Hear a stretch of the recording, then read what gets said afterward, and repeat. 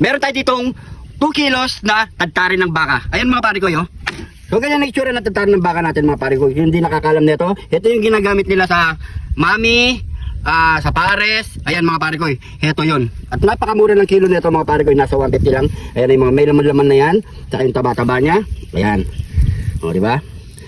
Kung talagang sa pampulutan mga pare ko, patok na patok to. Ganyan pa kalaki yan, hiwain muna natin yan bago na natin siya palambutin. Let's go! Hiwain muna natin yan. Yun. Kahit ganyan lang kalalaki mga pare ko, kasi lilit pa yan kapag pressure cooker natin yan mga pare ko, para siguradong malambot ang ating tadtarin.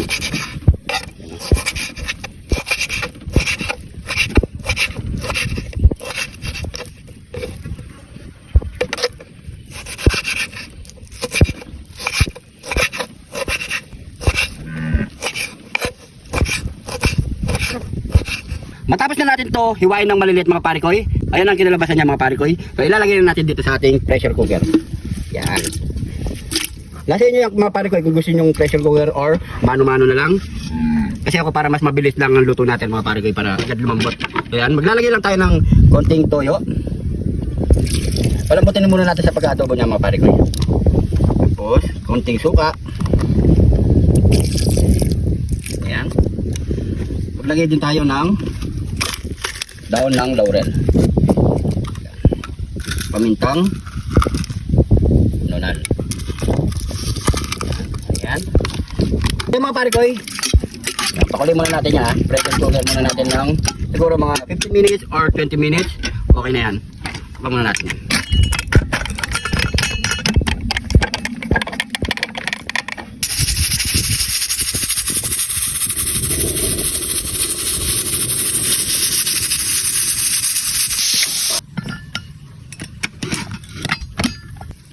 Yun no. So mukhang malambot na to mga pare ko. So set aside muna natin mga pare ko ya. Magigisa na tayo. Yun, no?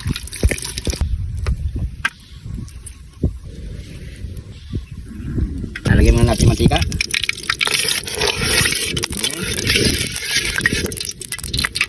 So maglagay na tayo ng bawang. Yan ha. Sa mga mahilig mamulutan dyan, panoorin nyo to mga pare ko, gayahin nyo na to. Bili na kayo ng tagtarin na baka mga pare ko, tulad to sa pulutan. Yan. Yung tagtarin na baka mga pare ko, nakukuha yan doon sa mga hinihimay nilang mga laman-laman, sa mga gilid-gilid mga pare ko, yun ang tagtarin. Tatanungin nyo lang sa mga nagtitinda ng magbaka, alam nila yan. Ayan. Sibuyas.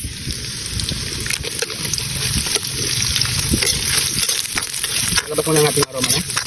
Ilalagay na natin ang ating kidlat ni Jun TV. Lalo na pulutan. Yun, eh. So ilalagay na natin ang ating tagtaring baka.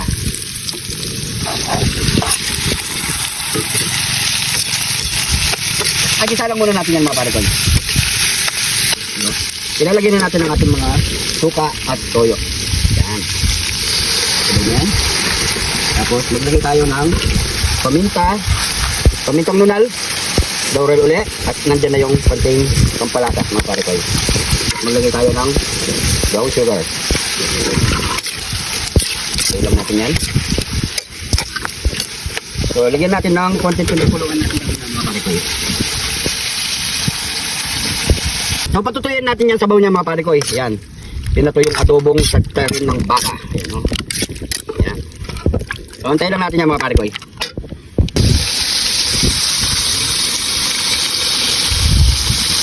So ayan mga pare ko, pinabayaan lang natin tumuyo dyan. Yan o. Ayan ang kinukuha natin texture mga pare ko.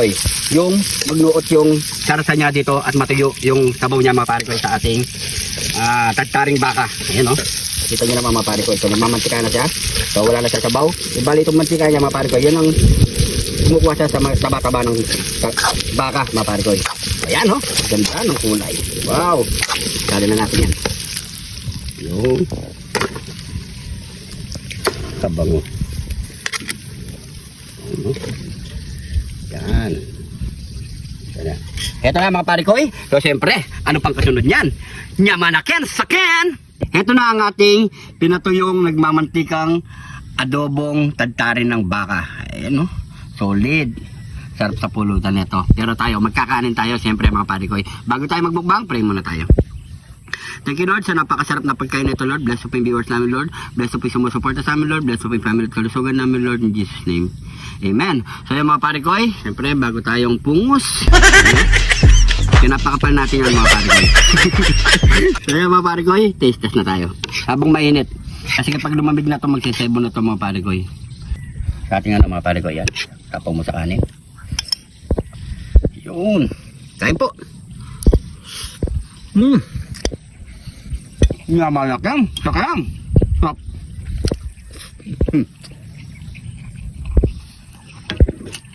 Grabe.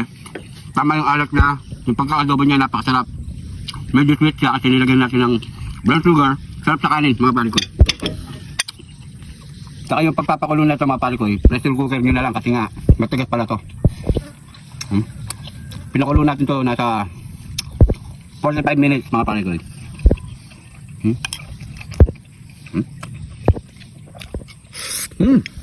Sarap.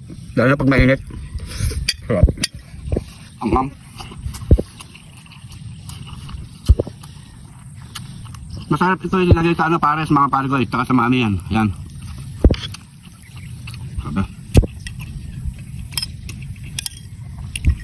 Pero hinay-hinay lang pagkain nito mga pare ko ya. Huwag niyong araw-arawin. Pag kinubuhan nyo kasi napakasarap. Bawal lang sumobra mga pare ko.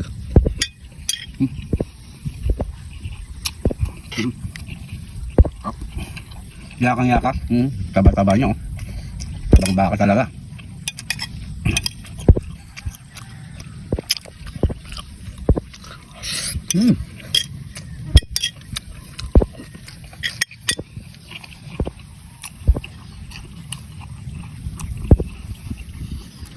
Parang gusto ko magpabili ng ano partner niya.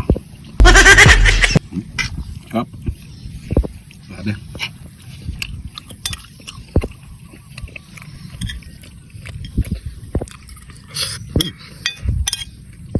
Pero biro, ang sarap sa kanin.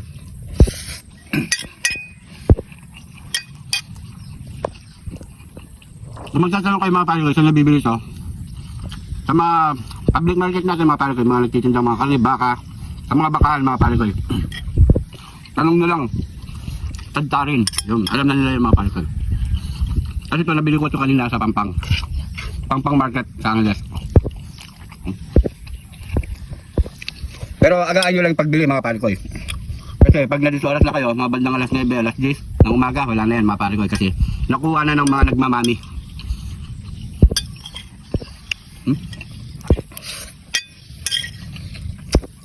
Up.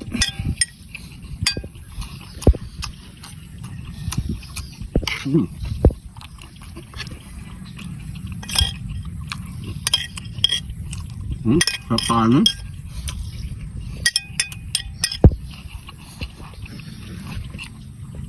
Yali si Jin dito. Si Gymnastic. Last bite na lang ito mga pare ko. Paalala lang mga pare ko ya. Pag tinikman nyo ito, bawal pa mapasobra.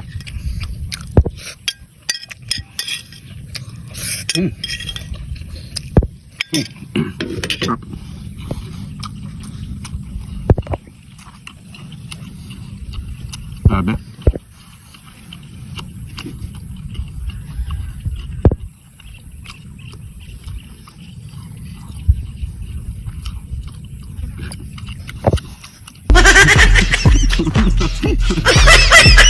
Tawa-tawa si cameraman eh. Isang libong nguya daw ito. Hindi mga pare ko, pero malambot siya. Pero kagaya ko walang ngipin. Siyempre, matagal lang nguya.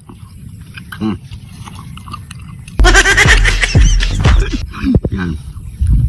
So, huwag tayong iinom ng malamig. Kailangan walang yelo.